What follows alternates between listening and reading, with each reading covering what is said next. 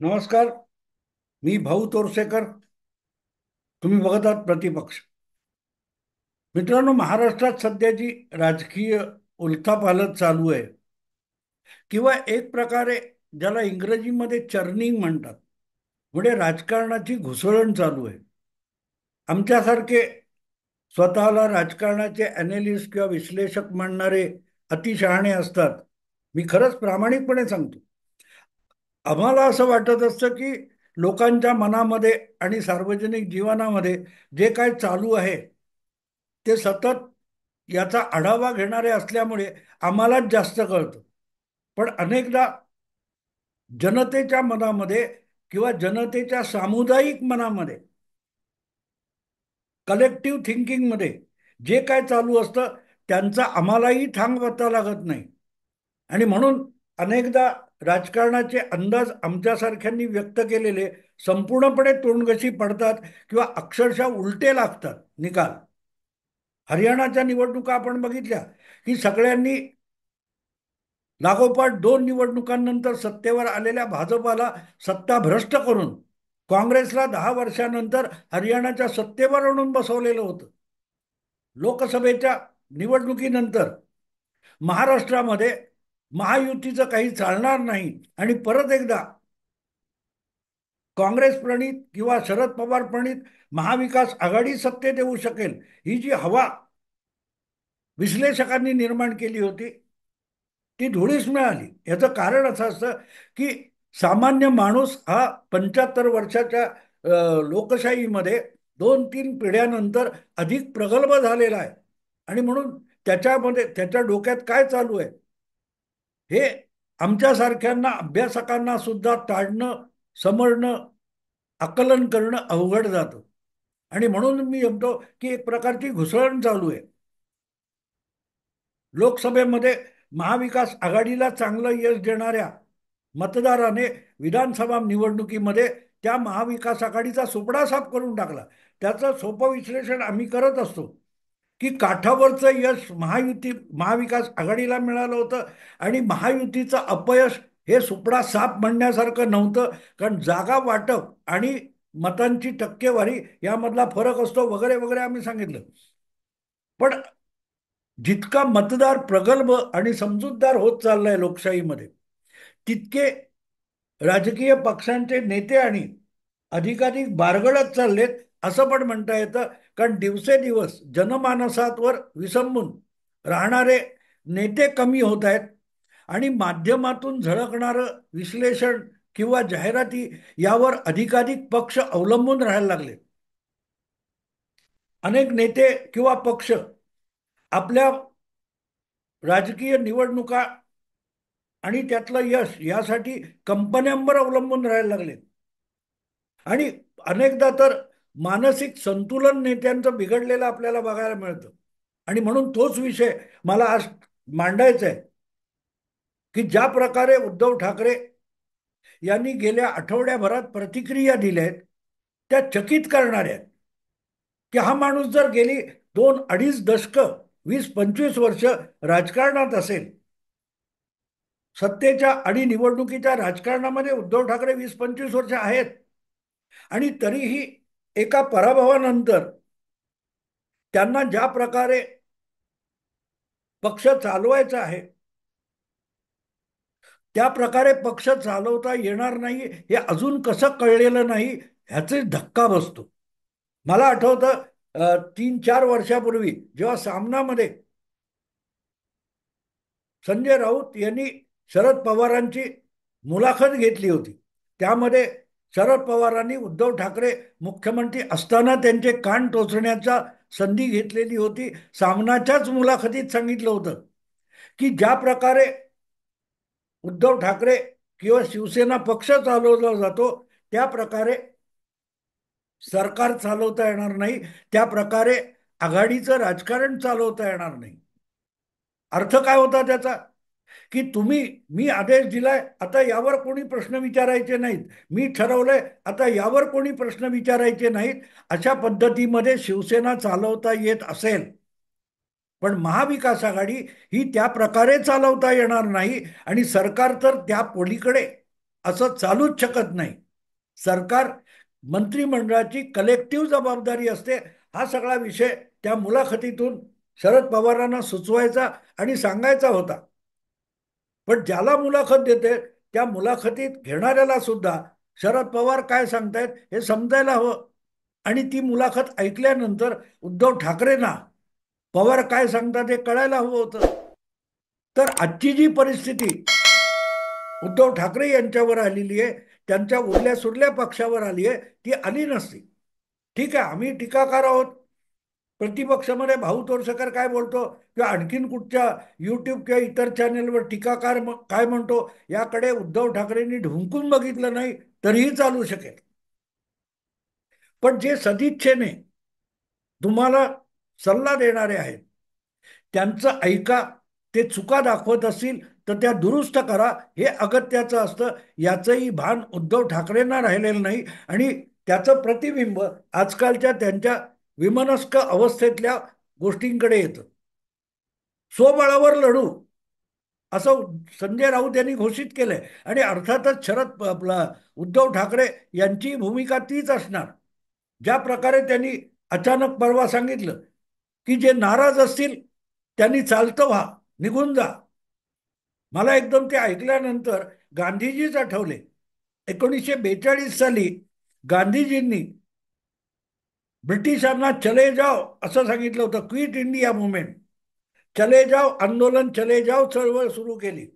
आज तसं जा, आम्ही आमचं बघू, अशी जी भूमिका गांधीजींनी घेतली होती. काही प्रमाणात तुमच्याकडे मी शिवसेनेवर अवलंबून नाही. शिवसैनिक बनवणारे जे कोणी आज नाराज आहेत त्यांच्यावर मी पक्ष चालवण्यासाठी अवलंबून नाही. तुम्ही चालते व्हा, चले जाओ, अशी जी घोषणा उद्धव ठाकरेंनी केली आहे ती चकित करणारी आहे.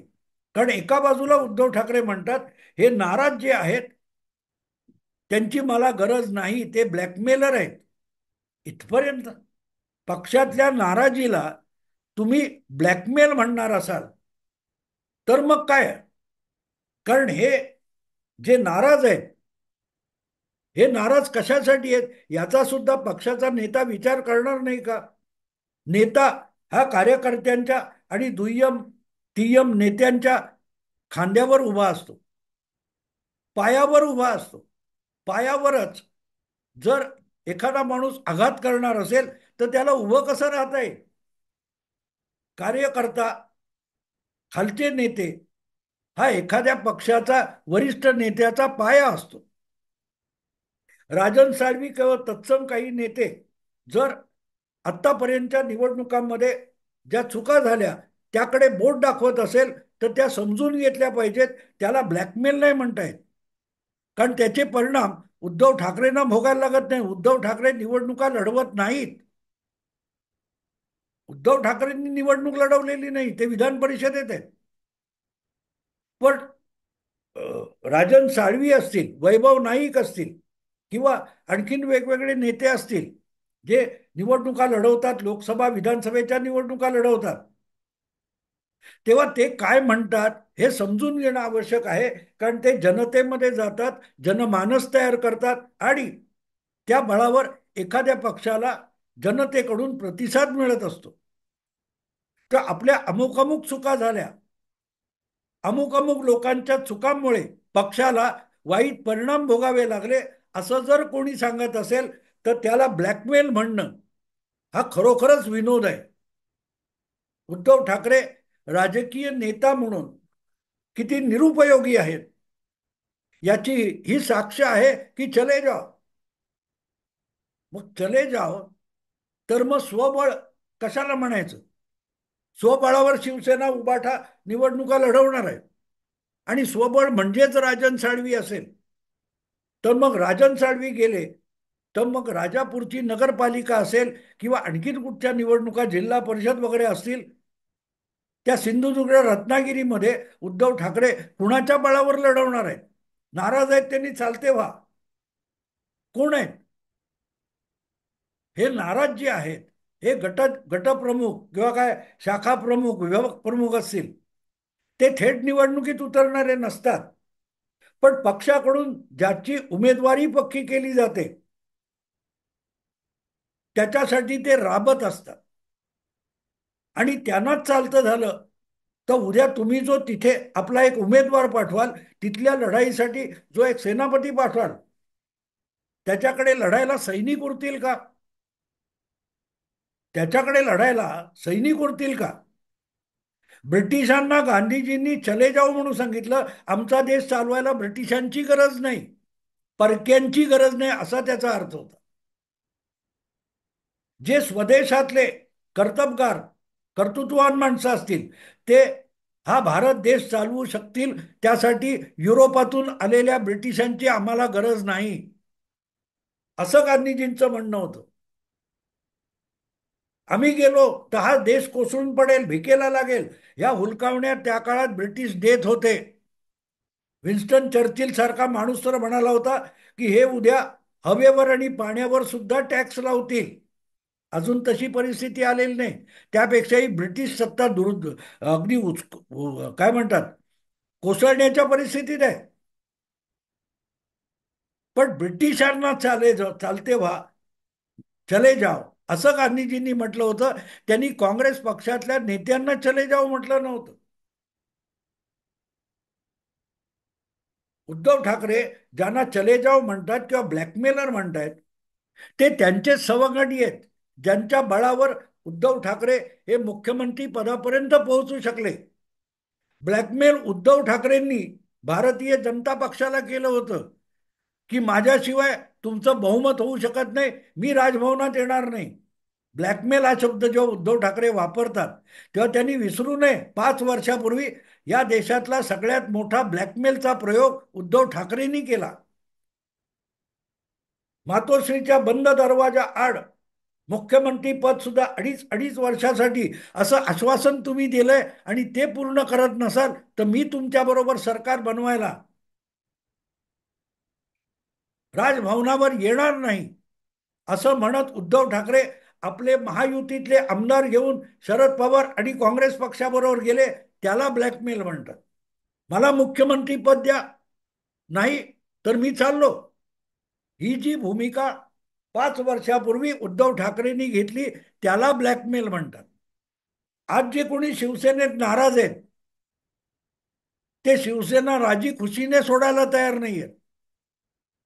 तुमचं मुख्यमंत्रीपद गेलं, 40 आमदार निघून गेले, तरीही जे पदाधिकारी, शाखा प्रमुख, विभाग प्रमुख, जिल्हा प्रमुख, तालुका प्रमुख तुमच्या बरोबर राहिले, त्यांच्याकडे कुठलंही सत्तापद नव्हतं. तुमचं सत्तापद म्हणजेच आपला मोठेपणा समजून ते जगत होते, वागत होते, आणि ते सत्तापद गेलं तरीही तुम्हाला पक्षप्रमुख समजून बाळासाहेबांचे चिरंजीव म्हणून सन्मान देत राहिले. तेव्हा त्यांची नाराजी ही उद्धव ठाकरेंना सर आखोपर म्हणतात इतकी महत्वाची वाटली पाहिजे.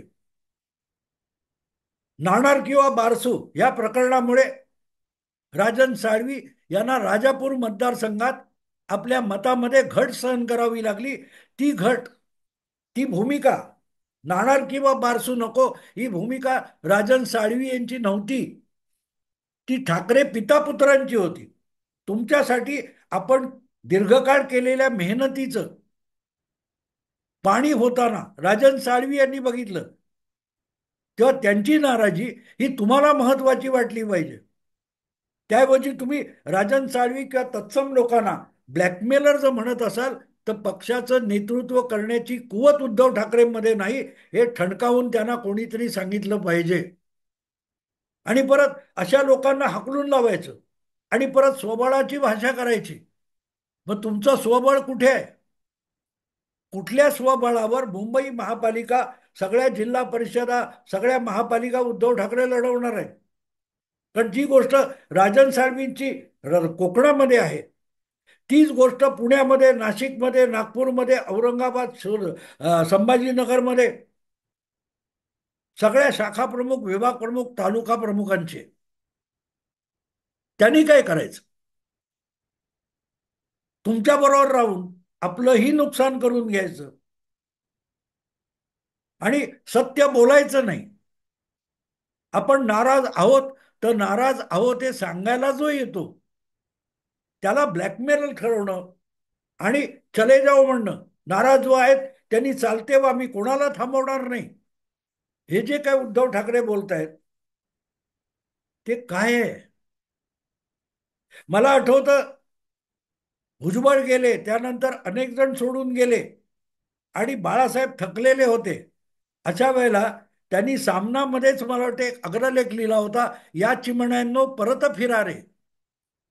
दीर्घकाळ पक्ष सोडून गेलेले गणेश नाईक असतील, नारायण राणे असतील, छगन भुजबळ असतील, जे अनेक लोक होते, ते आपल्याला उतार वयामध्ये, आजारपणामध्ये, त्या सगळ्यांनी परत यावं असं आवाहन बाळासाहेबांनी केलेलं होतं. आणि या चिमणांनो परत फिरा रे अशा शीर्षकाचा सामनामध्ये अग्रलेख लिहिलेला मला आठवतं. गेले ते गेले, उरलेलं न जायचं तर चालते वा, असं म्हणून बाळासाहेबांनाही त्यांना झिडकारता आलं असतं. बाळासाहेबांना त्यांना ब्लॅकमेलर म्हणता आलं असतं. विरोधी नेतेपद मिळालं नाही म्हणून छगन भुजबळ काँग्रेसमध्ये गेले, आमदारांना घेऊन गेले, मंत्री झाले. तरीही बाळासाहेबांनी कधी जाहीरपणे तुम्ही ब्लॅकमेलर आहात अशी तक्रार केली नव्हती, आरोप केले नव्हते. वाईट याचं वाटतं की ज्या हजारो कार्यकर्त्यांनी कसलीही अपेक्षा पदाची, सत्तेची न बाळगता, गटप्रमुख, शाखा प्रमुख, मिळेल ते ते काम करत, नगरसेवक नाही तर नाही झालं, परत परत पराभूत होऊन सुद्धा शिवसेना म्हणून निवडणुका लढवल्या. गजानन कीर्तिकरांपासून राजेश्वर रागिनवार पर्यंत अशी शेकडो नावं माझ्या लक्षात आहेत, मला माहिती आहे, ज्यांनी शिवसेना उभी करण्यासाठी आपलं आयुष्य अक्षरशः गाडून टाकलं पाळामुळांसर, ज्याच्यावर शिवसेना नावाचा वृक्ष उभा राहिलेला जगाने बघितला. त्या पाळामुळांना उद्धव ठाकरे ब्लॅकमेलर म्हणणार आहेत आणि चालतेवा म्हणणार आहेत.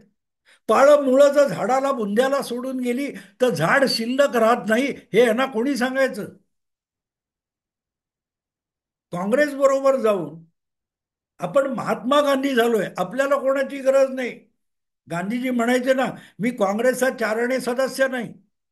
तशी काही भूमिका उद्धव ठाकरेंची आली का, मी शिवसेनेचा पक्षप्रमुख आहे पण मी शिवसेनेला चार आणे बांधील नाही, असं काय म्हणायचं उद्धव ठाकरेंना? काय भूमिका काय? नाराज आहेत त्यांनी चले जाव, म्हणजे मी राब राब राबायचं, पक्ष उभा करायचा आणि नाराजी सुद्धा दाखवायची नाही. नेतृत्वाच्या चुकामुळे पक्षाचा सत्यानाश होत असताना उघड्या डोळ्यांनी बघायचं, पण तक्रार पण करायची नाही, म्हणजे पक्षनिष्ठा. पक्षनिष्ठा ही एका भूमिकेसाठी, एका पक्षासाठी असते, एका व्यक्तीसाठी आणि नेत्यांसाठी नसते. जेव्हा एका नेत्याभोवती निष्ठा गोळा होतात तेव्हा त्या पक्षाचा सत्यानाश होतो. याचं जिवंत उदाहरण 125 वर्षापेक्षा अधिक वयाचा काँग्रेस पक्ष आहे. जेव्हा हळूहळू करत नेहरू गांधी परिवाराशी निष्ठा म्हणजेच काँग्रेस जन अशी भूमिका होत गेली, तिथून काँग्रेसला गळती लागली, घसरगुंडी सुरू झाली आणि आज जी काँग्रेस पक्षाची दुर्दशा आहे. एक काळ देशाच्या प्रत्येक राज्यामध्ये काँग्रेसचाच मुख्यमंत्री होता आणि काँग्रेसला नाराज असलेला मतदारही मत देत होता. तो काँग्रेस पक्ष आज 3 छोट्या छोट्या राज्यांपुरता मर्यादित होऊन गेलाय. कर्नाटक, तेलंगणा आणि पंजाब या 3 राज्यांपुरता काँग्रेस पक्ष उरलाय. याचं कारण परिवार निष्ठा, नेत्याविषयी निष्ठा आणि पक्षाची विचारधारा याची काडी मात्र पर्वा नाही.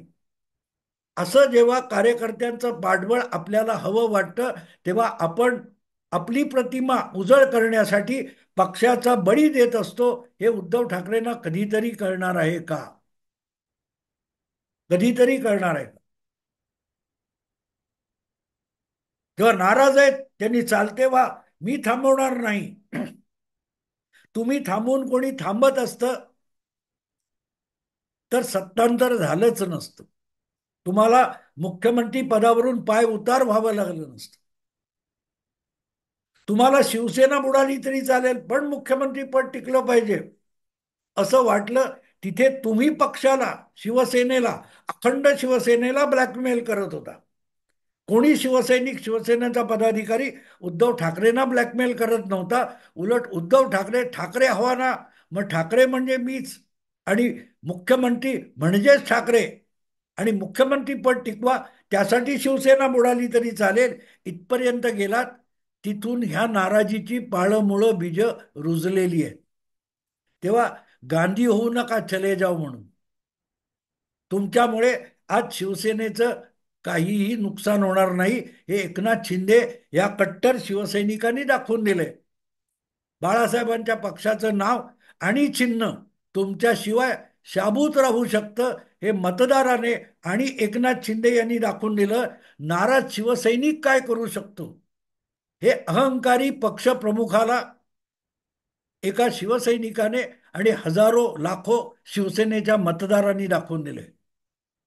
शिकायचं असेल शिका, समजून घ्यायचं असेल घ्या, नाहीतर आनंद आहे. मी आता इथे थांबतो. मित्रांनो, विषय आवडला, लाईक करा, शेअर करा आणि प्रतिपक्षाला सबस्क्राईब करा. नमस्कार.